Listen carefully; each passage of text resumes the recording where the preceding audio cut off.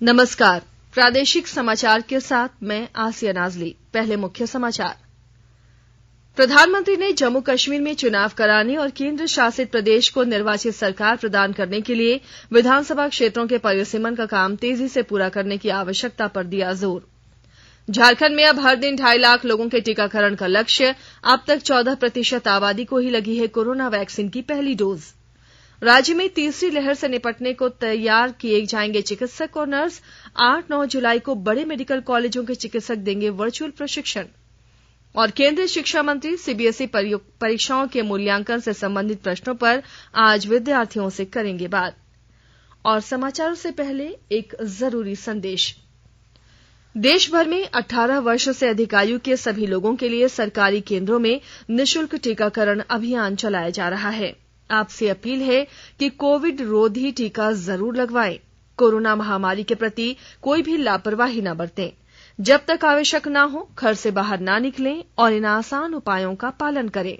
Mask लगाएं, 2 गज की सुरक्षित दूरी बनाए रखें, बार बार हाथ धोएं और चेहरा साफ रखें। कोविड से संबंधित जानकारी और मार्गदर्शन के लिए राष्ट्रीय हेल्पलाइन नंबर काम कर रही है। इनके नंबर हैं 011-2397-8046 और 1075। इसके अलावा राज्य हेल्पलाइन नंबर 104 डायल कर समस्या का त्वरित समाधान लिया जा सकता है। और अब समाचार विस्तार से। प्रधानमंत्री नरेंद्र मोदी ने कहा है कि जम्मू कश्मीर में चुनाव कराने और केंद्र शासित प्रदेश को निर्वाचित सरकार प्रदान करने के लिए विधानसभा क्षेत्रों के परिसीमन का काम तेजी से पूरा करने की आवश्यकता है। उन्होंने कहा कि प्रदेश में लोकप्रिय सरकार की स्थापना से विकास को बल मिलेगा। नई दिल्ली में कल जम्मू कश्मीर के विभिन्न राजनीतिक दलों के नेताओं की उच्च स्तरीय बैठक को संबोधित करते हुए श्री मोदी ने कहा कि सरकार की प्राथमिकता केंद्र शासित प्रदेश में निचले स्तर पर लोकतंत्र को मजबूत बनाना है। उन्होंने नेताओं से कहा कि लोगों और विशेष रूप से युवाओं को आगे आकर जम्मू कश्मीर को राजनीतिक नेतृत्व प्रदान करना होगा। श्री मोदी ने केंद्र शासित प्रदेश में विकास परियोजनाओं की प्रगति पर संतोष व्यक्त किया। प्रधानमंत्री ने सभी नेताओं से अपील की कि वे क्षेत्र की प्रगति और युवाओं की आकांक्षाओं को पूरा करने के लिए मिलकर काम करें। श्री मोदी ने बातचीत के सद्भावपूर्ण माहौल और विचारों के स्पष्ट आदान प्रदान की सराहना की। श्री नरेंद्र मोदी ने राजनीतिक नेताओं के साथ कल की बैठक को विकसित और समृद्ध जम्मू कश्मीर की दिशा में एक महत्वपूर्ण कदम बताया। उन्होंने कहा कि क्षेत्र में चहुमुखी विकास को बल मिल रहा है। देश में कोविड-19 से बचाव के लिए अब तक 30 करोड़ 72 लाख से अधिक टीके लगाए जा चुके हैं। 21 जून को व्यापक टीकाकरण के नए चरण की शुरुआत के बाद कल 54,07,000 से अधिक टीके की डोज दी गई। कल 18 से 44 आयु वर्ग के 35,44,209 लोगों को पहला और 67,627 लोगों को दूसरा टीका लगाया गया।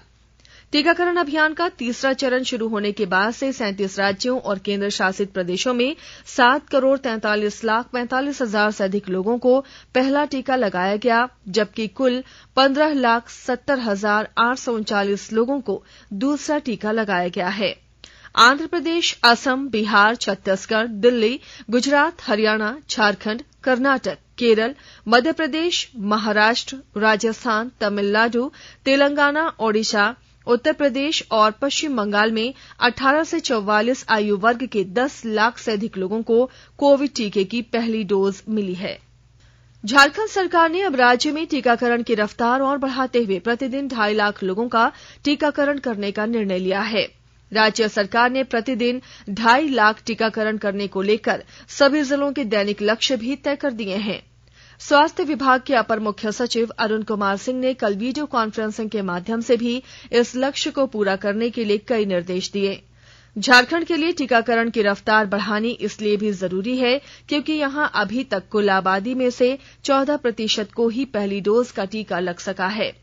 कई जिले इसमें काफी पीछे हैं। चतरा, साहिबगंज, गिरिडीह जैसे जिलों में तो अभी तक 10% आबादी को ही पहली डोज का टीका लग सका है। वहीं जमशेदपुर, कोडरमा, लोहरदगा, सिमडेगा, खूंटी में पहली डोज की टीकाकरण में आगे चल रहे हैं। इन जिलों में 16 से 19% तक की आबादी को पहली डोज का टीका लग चुका है। रामगढ़ जिले में 100% टीकाकरण सुनिश्चित करने को लेकर जिले के उपायुक्त संदीप सिंह ने अधिकारियों को आवश्यक दिशा निर्देश दिए हैं। पेश है हमारे संवाददाता की एक रिपोर्ट। रामगढ़ समाहरणालय सभा कक्ष में जिले के उपायुक्त संदीप सिंह की अध्यक्षता में 100% टीकाकरण को लेकर आवश्यक बैठक की गई। इस दौरान उपायुक्त ने उपस्थित अधिकारियों को आवश्यक दिशा निर्देश दिए। इस क्रम में उपायुक्त ने बताया कि अगले 4 दिनों तक बृहद टीकाकरण अभियान चलाया जाएगा। उन्होंने यह भी बताया कि वैसे सुदूरवर्ती ग्रामीण क्षेत्र जहां टीकाकरण का प्रतिशत कम है, वैसे जगहों को चिन्हित कर टीकाकरण का प्रतिशत बढ़ाने के लिए सभी उपाय किए जाएंगे। उपायुक्त संदीप सिंह ने यह भी कहा कि उन क्षेत्रों के ग्रामीणों के बीच सर्वप्रथम टीकाकरण के महत्व की जानकारी देते हुए लोगों को जागरूक एवं प्रोत्साहित भी किया जाएगा। कौशल किशोर तिवारी, आकाशवाणी समाचार, रामगढ़। झारखंड में कोरोना से स्वस्थ होने की दर बढ़कर 98.16% पहुंच गई है।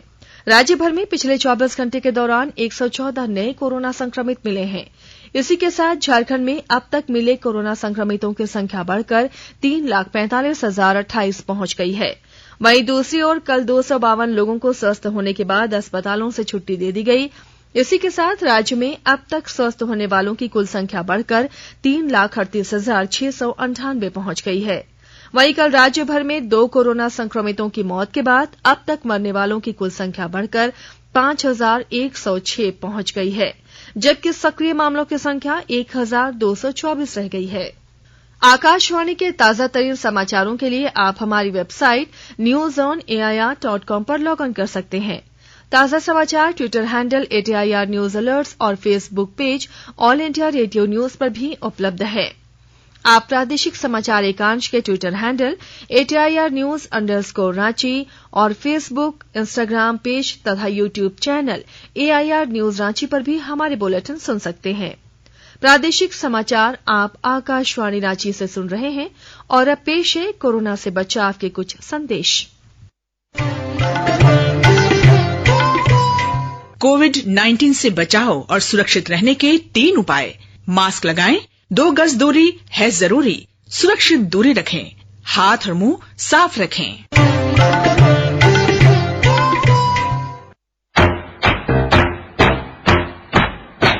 चलो मिलकर एक शुरुआत करें, चलो एक फैसला आज करें, मास्क नहीं तो टोकेंगे, कोरोना को रोकेंगे, चलो एक वादा करते हैं, चलो कुछ वादा करते हैं, मास्क नहीं तो टोकेंगे, कोरोना को रोकेंगे। भारत सरकार द्वारा जनहित में जारी। प्रादेशिक समाचारों में एक बार फिर आपका स्वागत है। कोरोना की संभावित तीसरी लहर से निपटने को लेकर केंद्र से लेकर राज्य स्तर तक आवश्यक तैयारियां चल रही हैं। केंद्रीय स्वास्थ्य मंत्रालय ने इसे लेकर प्रत्येक जिले के 2-2 शिशु रोग विशेषज्ञों, 6-6 चिकित्सा पदाधिकारियों तथा 12-12 स्टाफ नर्स को प्रशिक्षण देने का निर्णय लिया है। प्रशिक्षण को लेकर राज्य सरकार से चिकित्सकों और स्टाफ नर्स के नाम मांगे गए हैं। इनका ऑनलाइन प्रशिक्षण 8-9 जुलाई को होगा। इस तरह कुल 192 चिकित्सक और 288 स्टाफ नर्स को प्रशिक्षित कर उन्हें कोरोना से संक्रमित होने वाले बच्चों के इलाज में लगाया जा सकेगा। इधर राज्य सरकार भी 4-4 जिलों के चिकित्सकों और स्टाफ नर्स का समूह बनाकर राज्य के रिम्स और रानी चिल्ड्रन अस्पताल में प्रशिक्षण दिला रही है। प्रत्येक जिले के 2 शिशु रोग विशेषज्ञों, 2 चिकित्सा पदाधिकारियों तथा 2 स्टाफ नर्स को प्रशिक्षण दिया जा रहा है। इस कड़ी में एक और समूह का प्रशिक्षण 28 जून से 3 जुलाई तक रिम्स और रानी चिल्ड्रन अस्पताल में होगा। रिम्स में गढ़वा, हजारीबाग, जामताड़ा तथा कोडरमा के चिकित्सक और स्टाफ नर्स तथा रानी चिल्ड्रन अस्पताल में लातेहार, पाकुड़, पलामू तथा रांची के चिकित्सकों और स्टाफ नर्स का प्रशिक्षण होगा। अन्य कई जिलों का प्रशिक्षण पूरा हो चुका है। केंद्रीय शिक्षा मंत्री रमेश पोखरियाल निशंक केंद्रीय माध्यमिक शिक्षा बोर्ड सीबीएसई परीक्षाओं के मूल्यांकन से संबंधित चिंताओं और प्रश्नों पर चर्चा करने के लिए आज विद्यार्थियों के साथ बातचीत करेंगे। श्री निशंक ने एक ट्वीट में कहा कि विद्यार्थी आज तीसरे पहर तक ट्विटर या फेसबुक के जरिए अपनी शंकाएं या सुझाव साझा कर सकते हैं। रांची से मानव तस्करी कर 15 बच्चों को जम्मू कश्मीर के श्रीनगर ले जाया जा रहा था, जिन्हें कल मुक्त करा लिया गया। इन्हें विमान से श्रीनगर ले जाने की तैयारी चल रही थी। जानकारी मिलते ही एयरपोर्ट पर तैनात सीआईएसएफ के जवानों ने बच्चों को मुक्त कराते हुए तस्कर को पुलिस के हवाले कर दिया। इन सभी 15 बच्चों को लातेहार जिले के चंदवा का एक व्यक्ति नौकरी दिलाने के नाम पर श्रीनगर ले जा रहा था। झारखंड उच्च न्यायालय के मुख्य न्यायाधीश डॉक्टर रवि रंजन और न्यायाधीश एसएन प्रसाद की खंडपीठ में बड़ा तालाब सहित सभी जल स्रोतों पर हुए अतिक्रमण के खिलाफ दाखिल जनहित याचिका पर कल सुनवाई हुई। सुनवाई के दौरान अदालत ने कहा कि अतिक्रमण करने वाले कितने भी शक्तिशाली और प्रभावशाली क्यों न हों, उनके खिलाफ भी कार्रवाई होनी चाहिए। सार्वजनिक स्थानों पर अतिक्रमण किया गया है जिसे बर्दाश्त नहीं किया जाएगा। इसके बाद अदालत ने रांची नगर निगम से बड़ा तालाब के किनारे बनने वाले सीवरेज ट्रीटमेंट प्लांट की प्रगति रिपोर्ट मांगी। मामले की अगली सुनवाई 1 जुलाई को होगी। खाने में इस्तेमाल किए जा रहे नमक में आयोडीन की उपलब्धता जानने के लिए घर घर जाकर किट के माध्यम से नमक की जांच की जा रही है। सहिया के माध्यम से यह अभियान राज्य के 8 जिलों में 30 जून तक चलाया जाना है। National iodine deficiency disorder control programme के तहत ये जांच अभियान चलाया जा रहा है। जिन 8 जिलों में यह अभियान चलाया जा रहा है उनमें रांची, साहिबगंज, देवघर, दुमका, गोड्डा, गुमला, लोहरदगा तथा पलामू शामिल हैं। ये जिले आयोडीन की कमी से होने वाली बीमारियों के एंडेमिक जोन में आते हैं। राष्ट्रीय स्वास्थ्य अभियान झारखंड के राज्य नोडल पदाधिकारी आईएसी सिद्धार्थ त्रिपाठी के अनुसार पिछले साल चलाए गए अभियान में नमक के 8,65,495 सैंपल की जांच की गई थी।